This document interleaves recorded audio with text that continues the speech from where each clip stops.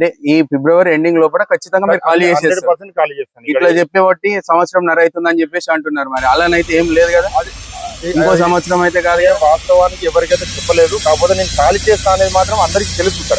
అదే ఖాళీ చేస్తామని చెప్పబట్టి సంవత్సరంన్నర అవుతుందని చెప్పి అది నేను ఎందుకు ఖాళీ చేస్తా అనే విషయం అందరికి తెలుసు. ఎందుకు తెలుసు అంటే ఇక్కడ ఉండడు, ఈయన పెద్ద పెద్ద పనులు చేసుకోవడానికి బయటకు వెళ్తాడు అనే విషయం అందరికి తెలుసు. ఆ విధంగానే నేను బయటకు పోదామని చూస్తున్నాను. ఇప్పటికైనా పర్ఫెక్ట్ గా తీసేస్తున్నారా అన్న, లేకపోతే 100% నామకే వస్తే మేము వచ్చినామని చెప్తున్నారా?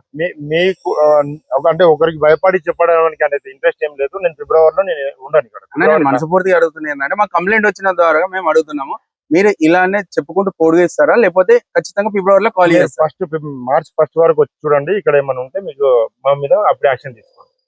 చూశారు కదా, మరి మన ఛానల్ కు వచ్చిన కంప్లైంట్ ద్వారా మనం తెలుసుకోవడం జరిగింది. ఇక్కడికి వచ్చి అడుగగా ఈయన ఓనరు, నేను ఖచ్చితంగా ఫిబ్రవరి ఎండింగ్ లో ఖాళీ చేస్తా అంటే, ఫిబ్రవరి ఎండింగ్ అంటే ఇంకొక 40 రోజులు, 35 రోజులు 40 రోజుల్లో మేము ఖాళీ చేస్తామని చెప్పుకుంటూ వస్తున్నారు. మరి ఆ తర్వాత ఖాళీ చేయకపోతే మళ్ళా అన్నగారు యాక్షన్ తీసుకోమంటున్నాను. యాక్షన్ తీసుకోమని చెప్తున్నాడు.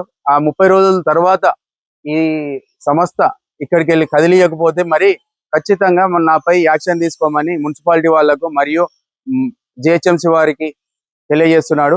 జై హింద్.